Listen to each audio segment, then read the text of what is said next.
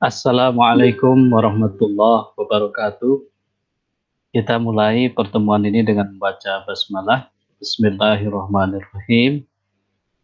Pertemuan kali ini akan membahas tentang dimensi kajian pendidikan Pancasila dan kewarganegaraan. Bahan kajian terdiri atas 3 bagian.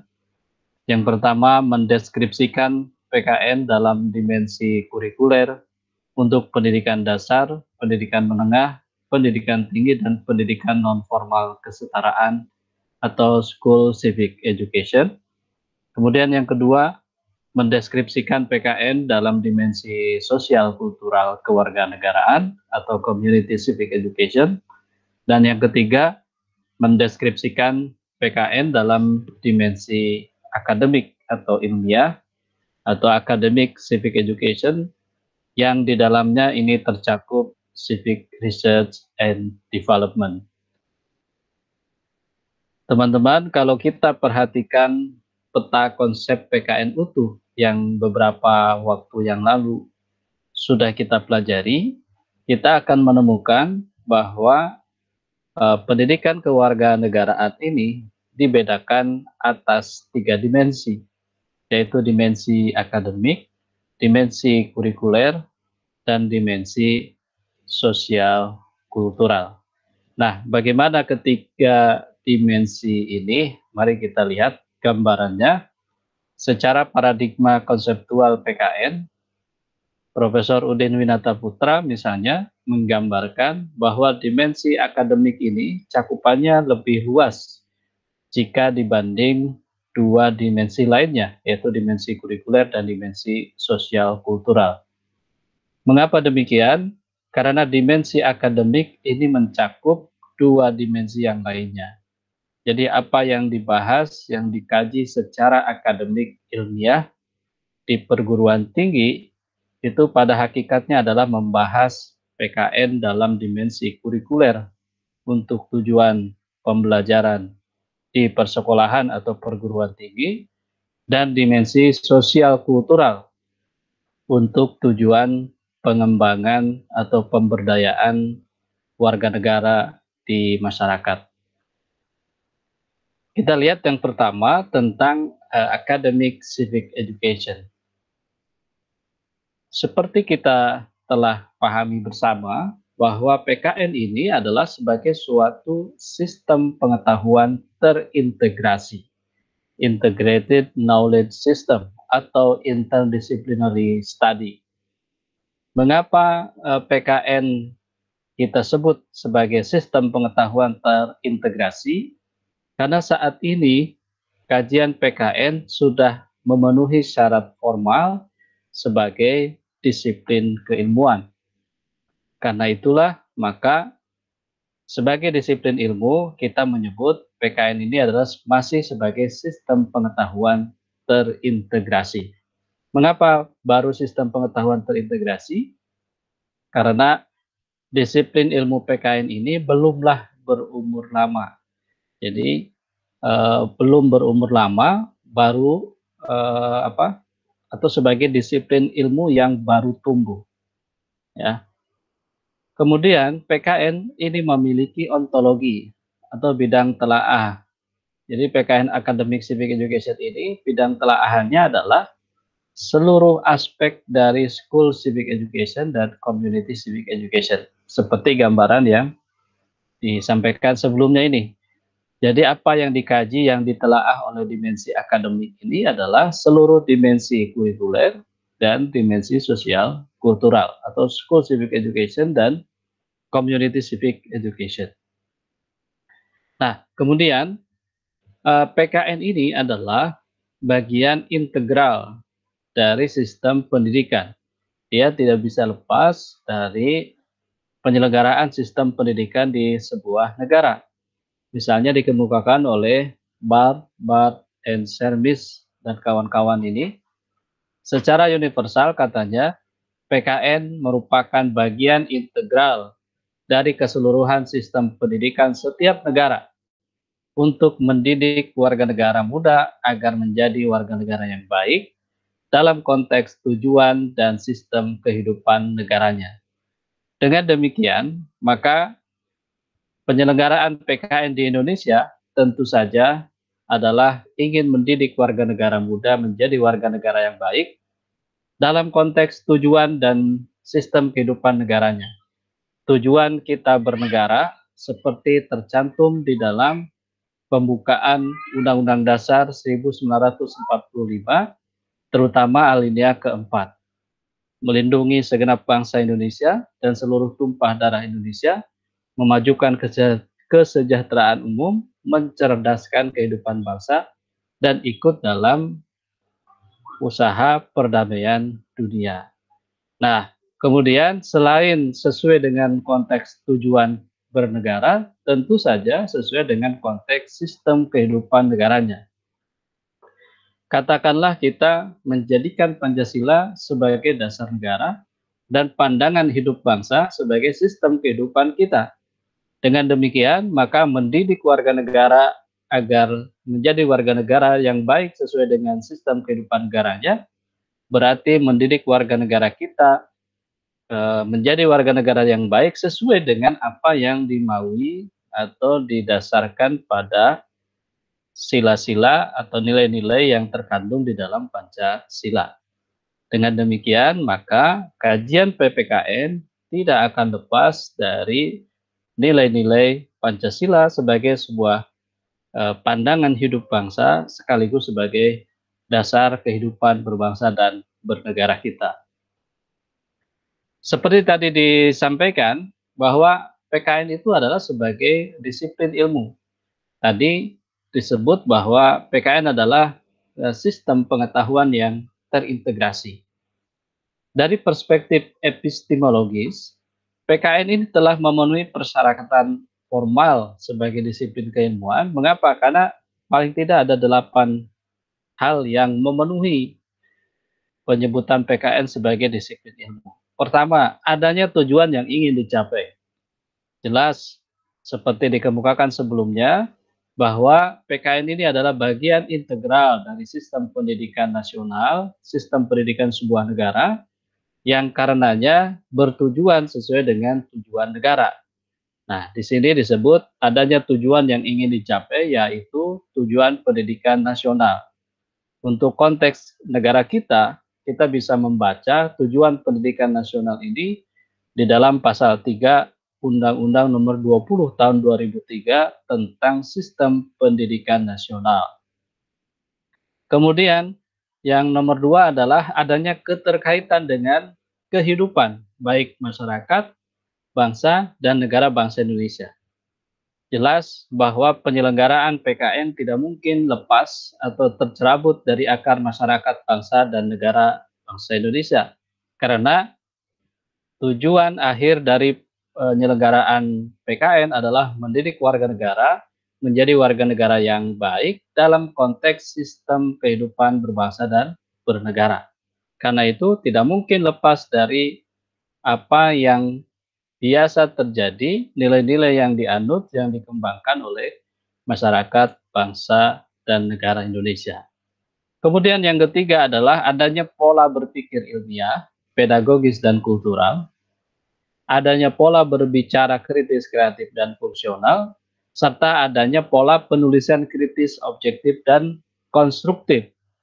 Dipelihara oleh para ahli PKN, ya, dengan konstruksi pemikiran yang bersumber pada fakta, konsep, generalisasi, dan teori. Yang keempat adalah adanya metode pendekatan terhadap pengetahuan, yaitu berbicara tentang bagaimana memperoleh, mengorganisasikan, dan menggunakan pengetahuan terkait dengan PKN secara elegan dan bertanggung jawab.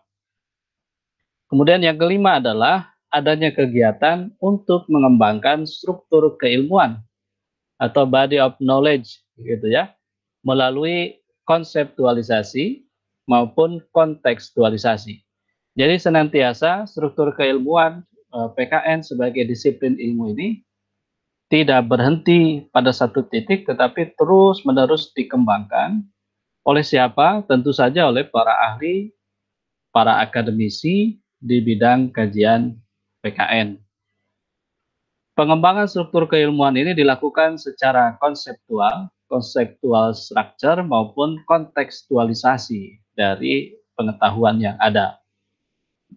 Kemudian nomor 6 adalah adanya istilah dan simbol serta bahasa operasional yang digunakan oleh para ahli dan pengguna. Nah, kita mengenal istilah-istilah atau simbol-simbol yang biasa digunakan dalam kajian PKN. Misalnya tadi, School Civic Education, kemudian Academic Civic Education, Community Civic Education. Belum nanti kita juga membahas tentang civic knowledge, civic skill, civic disposition, gitu ya. Academic skill, participatory skill, itu istilah-istilah yang disepakati digunakan oleh para ahli dan pengguna bidang kajian PPKN. Kemudian nomor 7 adalah adanya kepustakaan, hasil penelitian, dan penulisan ilmiah mengenai disiplin PKN pada tingkat sarjana, magister, dan doktor pendidikan. Semuanya mencurahkan pemikiran, mencurahkan pengetahuannya untuk mengembangkan struktur keilmuan melalui berbagai proses-proses pengembangan keilmuan, sehingga melahirkanlah kepustakaan, hasil-hasil penelitian, dan penulisan ilmiah terkait dengan bidang PKN. Nomor 8 adalah adanya masyarakat ilmiah yang menyebut dirinya ahli dalam suatu bidang. Nah, kita sudah memiliki misalnya AP3KNI, Asosiasi Profesi Pendidikan Pancasila dan Kewarganegaraan Indonesia. Kemudian juga ada Forum Program Studi PPKN Indonesia, ada Himnas PKN untuk para mahasiswa PPKN se-Indonesia, Himpunan Nasional Mahasiswa PPKN Indonesia, dan ada Musyawarah Guru Mata Pelajaran PPKN atau MGMP PPKN. Kesemuanya adalah masyarakat ilmiah yang turut mendukung keberadaan PKN sebagai disiplin ilmu yang terintegrasi. Kemudian, kajian yang kedua adalah PKN sebagai program kurikuler di sekolah. Di sini dinyatakan bahwa sebagai suatu program pendidikan, School Civic Education itu merupakan dimensi kurikuler yang memiliki misi pengembangan warga negara yang cerdas dan baik, smart and good citizen, untuk captive audience peserta didik dalam dunia persekolahan. Yang dimaksud dengan captive audience di sini adalah usia anak-anak sekolah. Jadi program kurikuler di sekolah ini adalah memiliki misi pengembangan warga negara yang cerdas dan baik untuk anak-anak usia sekolah, gitu ya. Kemudian yang berikutnya adalah dimensi PKN sebagai mata pelajaran di sekolah ini menunjukkan bahwa program kurikuler ini adalah dimensi PKN yang kita kenal sebagai mata pelajaran di sekolah. Dalam kurikulum 2013 kita mengenalnya menjadi atau nama mata pelajarannya adalah Pendidikan Pancasila dan Kewarganegaraan. Jadi bicara tentang PKN sebagai program kurikuler di sekolah, sederhananya adalah bicara tentang bagaimana mata pelajaran PPKN di sekolah. Inilah mata pelajaran PPKN di sekolah yang sekarang masih berlaku. Rumusan tentang apa itu mata pelajaran PPKN, saya ambilkan misalnya dari penjelasan pasal 77I dan 77J huruf B Peraturan Pemerintah Nomor 32 Tahun 2013 tentang Standar Nasional Pendidikan. Di sana disebutkan bahwa mata pelajaran pendidikan kewarganegaraan dimaksudkan untuk membentuk peserta didik menjadi manusia yang memiliki rasa kebangsaan dan cinta tanah air. Dalam konteks nilai dan moral Pancasila, kesadaran berkonstitusi Undang-Undang Dasar Negara Republik Indonesia tahun 1945 nilai dan semangat Bhinneka Tunggal Ika, serta komitmen Negara Kesatuan Republik Indonesia. Inilah definisi atau penjelasan tentang maksud dari pendidikan kewarganegaraan yang ada di sekolah sebagai program kurikuler. Yang maksud utamanya adalah membentuk peserta didik menjadi manusia yang memiliki rasa kebangsaan dan cinta tanah air. Berikutnya adalah bahwa PPKN di Indonesia tidak melepaskan diri dari konteks nilai dan moral Pancasila, Undang-Undang Dasar, Bhinneka Tunggal Ika, serta NKRI. Ini biasa kita sebut sebagai 4 pilar kebangsaan, atau sekarang menjadi 4 pilar MPR, gitu ya.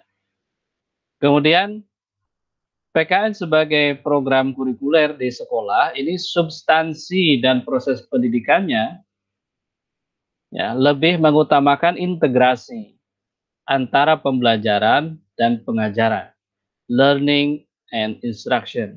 Jadi ada pembelajaran, ini dimensi yang sifatnya dinamis gitu ya, berbeda dengan pengajaran. Pengajaran biasanya satu arah, kalau pembelajaran ini bersifat dua arah. Kedua-duanya aktif, baik guru ataupun siswa, dosen ataupun mahasiswa, yang bersifat terstruktur, kemudian berjenjang, bertambah, dan psychosocial development. Ini perlu diperhatikan bahwa sebagai mata pelajaran, PPKN di sekolah itu bersifat terstruktur. Strukturnya jelas, struktur materinya jelas. Kemudian berjenjang, mulai tingkat SD, SMP, SMA, bahkan di perguruan tinggi sebagai mata kuliah. Kemudian bertambah, artinya materinya semakin tinggi jenjangnya, maka materinya semakin bertambah. Dan psychosocial development, artinya bahwa pembelajaran PKN di persekolahan itu memperhatikan aspek psikologis dan sosiologis dari para peserta didik. Karena itulah maka materinya terstruktur, materinya berjenjang, dan materinya semakin bertambah sesuai dengan usia perkembangan peserta didik. Nah, kita dapat memeriksa karakteristik terstruktur, berjenjang, bertambah, dan psychosocial development ini dalam muatan materi, kompetensi inti, dan kompetensi dasar mata pelajaran PPKN di persekolahan. Nah, selanjutnya, yang ketiga adalah PKN sebagai aktivitas sosial kemasyarakatan. Sebagai suatu program pendidikan, community civic education merupakan dimensi sosial kultural dalam pengembangan smart and good citizen untuk pembelajar yang sangat luas dan beragam. Nah, berbeda dengan PKN sebagai program kurikuler di sekolah, maka sasaran dari PKN sebagai aktivitas sosial kemasyarakatan ini adalah sangat luas dan beragam. Beragam dari usianya gitu ya, beragam dari latar belakang pekerjaannya ya dan sebagainya. Tetapi semuanya bermuara pada upaya pembentukan warga negara yang cerdas dan baik.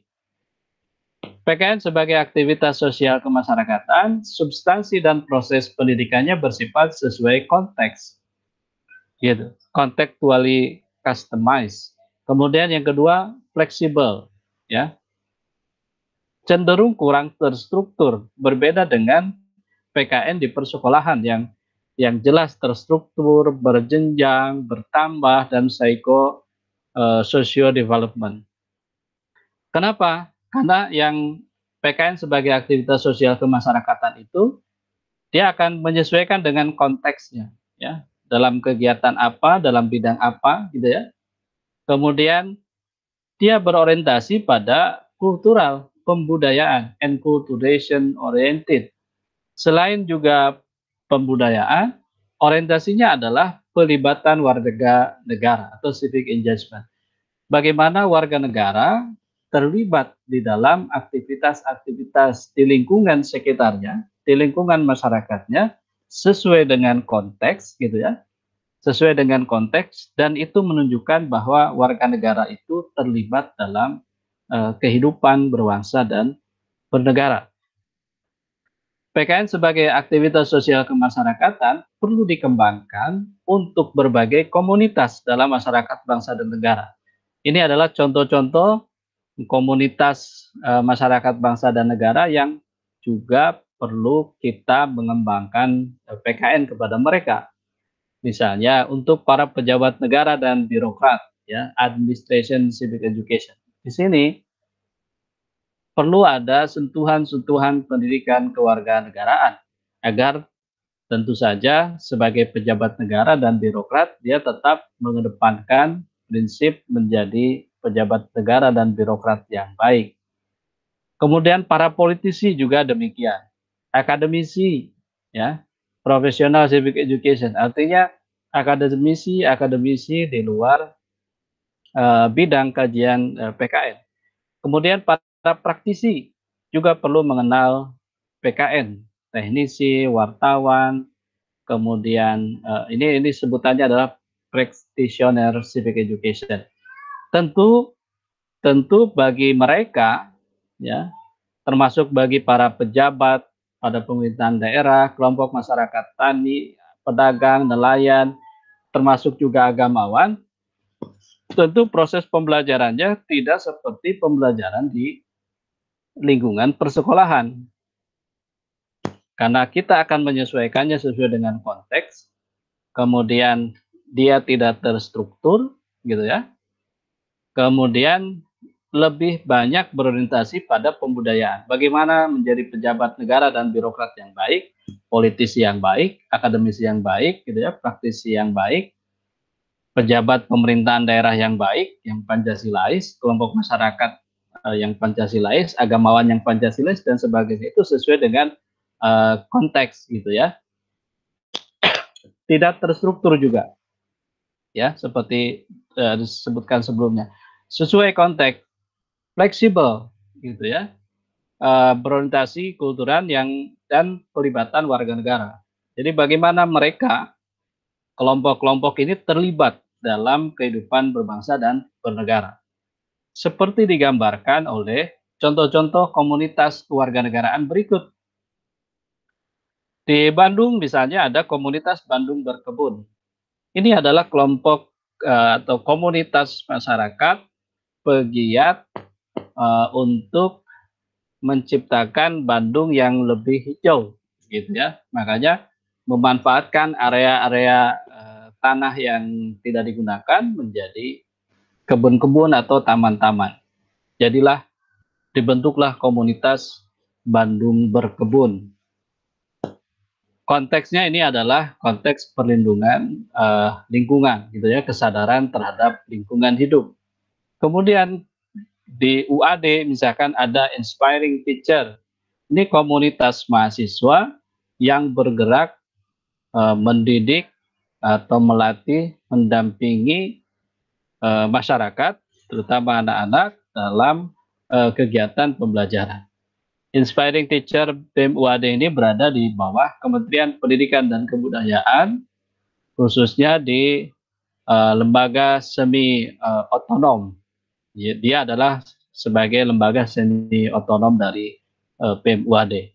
Beberapa kegiatan sudah dilakukan, termasuk penelitian juga sudah dilakukan bagaimana peran Inspiring Teacher ini dalam mendampingi anak-anak di panti asuhan sehingga mereka memiliki karakter yang mandiri.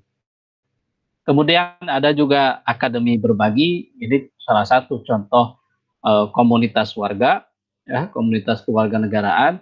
Ada komunitas Kuya 15 di Bandung, juga ini peduli terhadap lingkungan. Ada Jogja Menyala, bagaimana mereka peduli dengan anak-anak, ya. Kemudian kreatif kaki Gunung Merapi Yogyakarta, ini rumah belajar, rumah belajar kreatif kaki Gunung Merapi. Ini juga untuk mendampingi anak-anak dalam kegiatan pembelajaran. Tentu pembelajaran yang dilakukan sifatnya informal, gitu ya. Konten tekstual, fleksibel gitu ya. Kemudian juga masih di Jogja ada komunitas Book for Mountain ya. Ini juga mendampingi literasi untuk anak-anak. Ada sekolah Gajah Wong ya. Ini juga masih di Jogja. Kemudian ada Save Street Children Jogja. Ini komunitas yang peduli pada keselamatan anak-anak di jalan, dan Sekolah Inspirasi Yogyakarta. Ini bagian dari kelas inspirasi gitu ya. Tugasnya adalah menginspirasi melalui proses-proses pembelajaran kepada para anak-anak. Di Jogja juga ada Jogja Berkebun, ya, komunitas Jogja Berkebun, dan ada juga yang terakhir ini Koalisi Pemuda Hijau Indonesia. Nah, itulah komunitas-komunitas kewarganegaraan yang di dalamnya sebenarnya esensinya adalah mereka sedang berupaya melibatkan dirinya, ya, civic engagement, melibatkan dirinya dalam kehidupan berbangsa dan bernegara. Mereka terlibat dalam kehidupan berbangsa dan bernegara dengan cara-cara mereka, sesuai dengan konteks mereka, sesuai dengan apa yang bisa mereka lakukan untuk berkontribusi kepada bangsa dan negara, khususnya di lingkungan sekitar mereka. Komunitas-komunitas ini adalah bagian dari dimensi PKN sosial kultural, ya, community civic education. Demikian pertemuan kita hari ini tentang dimensi kajian pendidikan kewarganegaraan yang meliputi academic civic education, kemudian yang kedua school civic education, dan yang ketiga community civic education. Kita akhiri dengan membaca hamdalah. Alhamdulillahirabbil alamin. Assalamualaikum warahmatullahi wabarakatuh.